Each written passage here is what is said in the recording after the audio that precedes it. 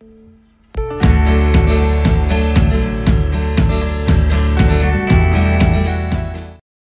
everybody, welcome back to B.Studios. My name is Manata, and here we talk about all things Nollywood movies, Nollywood series.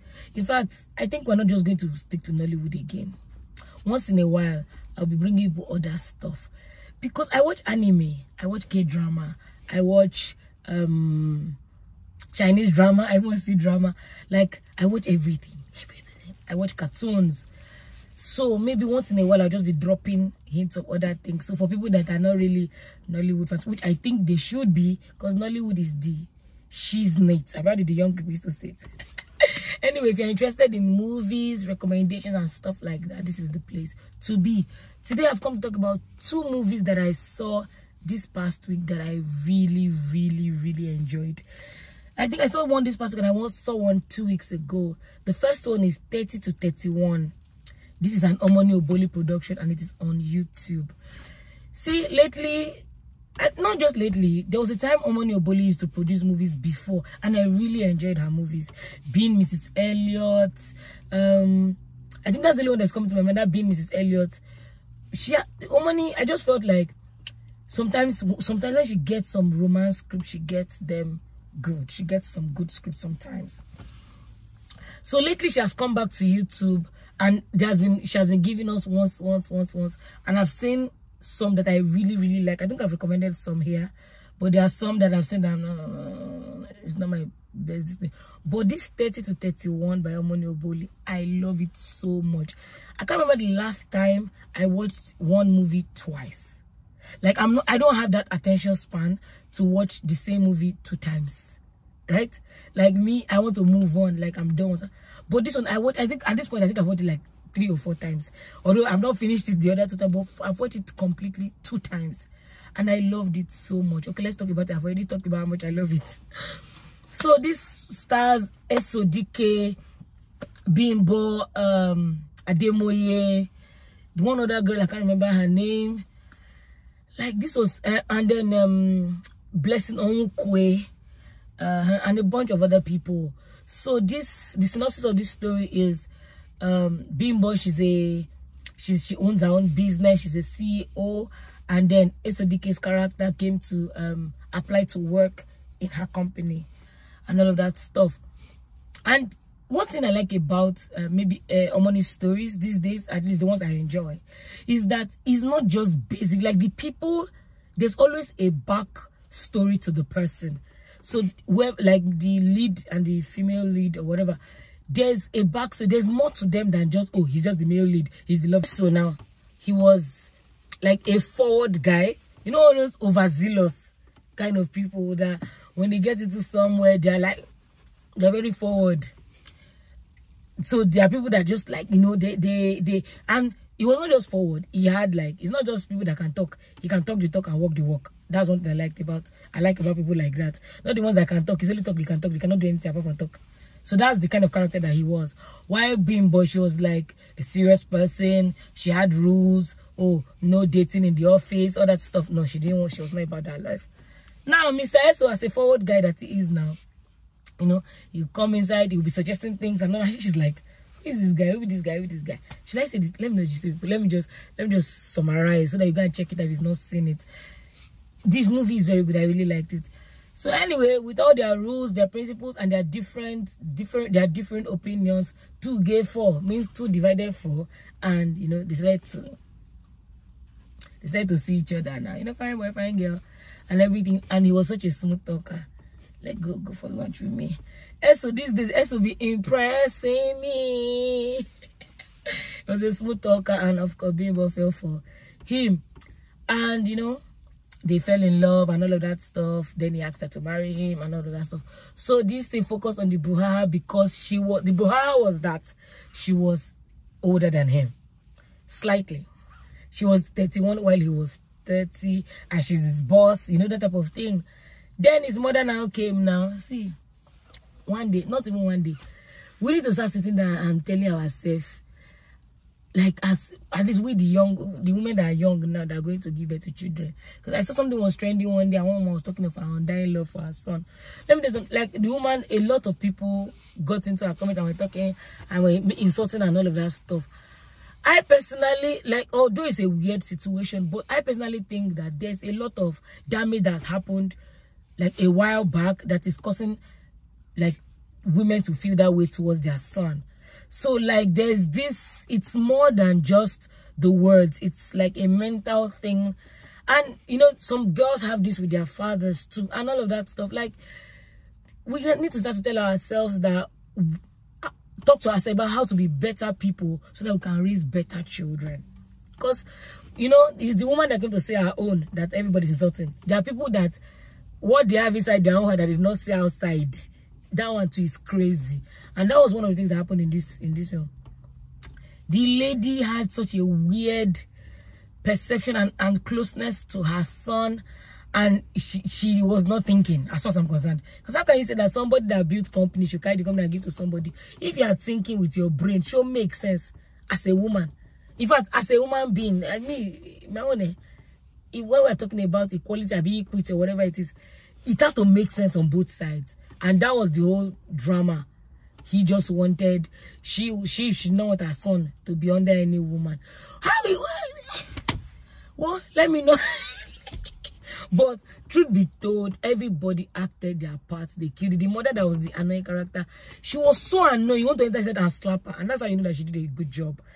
That whole storyline, and I think that sometimes like this storyline is quite common in Nollywood, but I like the way this movie did it. I loved it. I loved it so much. One thing I really liked about it is that Bimbo did not overact. Bimbo was so calm in this movie. Like sometimes, like she's like, they give her this tough exterior and they don't allow her to be like feminine, or you know, that whole femininity is not there, which is, I really liked it in this movie because I feel like her feminine energy was very high there. Like although she was a CEO, you could still see. I just loved it. I don't know if it's the director that knew what to do, or the actors just like they were just able to connect with the roles very well. So, oh my god, he was so sweet. One of my favorite scenes in this movie was when they had their first fight. Their first major fight, when the mom came and was telling her that she has to give the company to the son and all that nonsense, and she could see blatantly that the mother did not like her. They went inside and then she was mad at him because he lied to her that his mother liked her. And she was like, why did you lie to me and all of that? I was like, I'm sorry, I didn't know how to tell you, blah, blah, blah, and all that rubbish. Then they had a quarrel, then she packed her stuff that she was going home. Then she went outside. Then she came back to kiss him to show that, oh, we're not fighting, no, I'm just not going to sleep here tonight. If it was such good, like, it was just a show off. That's why I'm saying that my words are jumbled up in my head because I really liked it.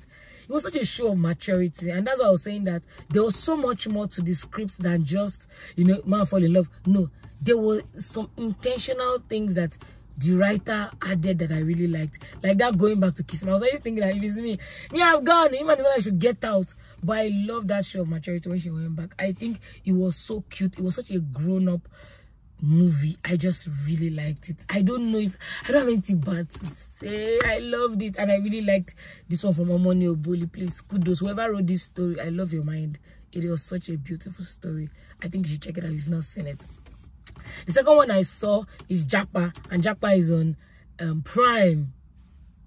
Japa, when I saw it, I thought it was just all those they don't come again, all these you want to Japa, you know, feel Japa and all of that. I didn't know that it was not basic. And this was directed by Miss Jazzify, that's Isioma Osaje. I mean, is that her name? Isioma Osaje. I think that's her name. I think that was her directorial debut. It was produced by Chinaza Nuzo. So all those is it Ant Hill or Film One? I think is it Film One production? I don't know. But I know that Naza Nuzo was the producer and two other people.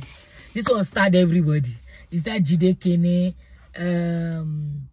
what's this guy's name? Adeswai Tommy, Lai Wasabi, Blossom, Sheya Ajayi, Chinyere Wilfred, who else?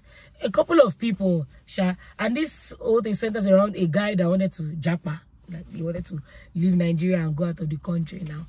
And you know the way when you want to Japa in Nigeria, you don't tell anybody, you and you do your thing.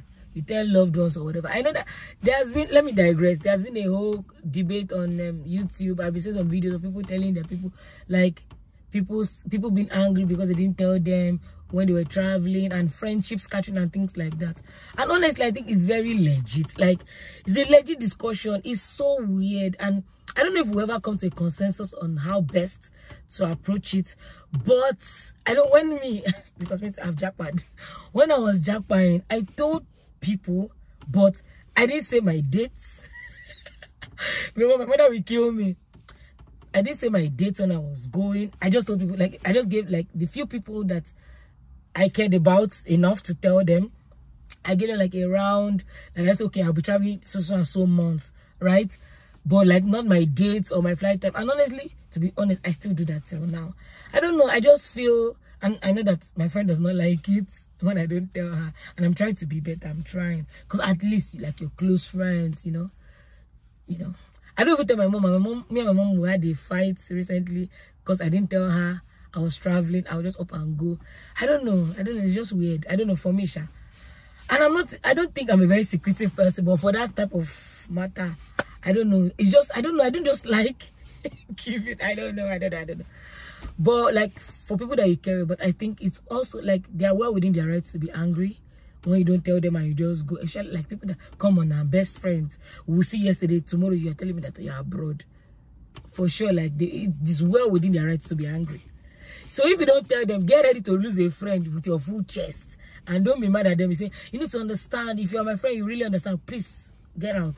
If they don't understand, it's okay. And if you don't want to tell them to, that's well within your rights. But don't expect that you put that vibe out there and be expecting your the friends to just be accepting of it. No. It doesn't work like that. Anyway, back, because I digressed. So I told everybody that he was going to Japa.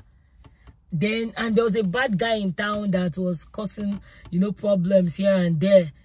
And he had like, he liked Adesua, but Adesua was kind of entangled with that bad guy. It was just a weird situation.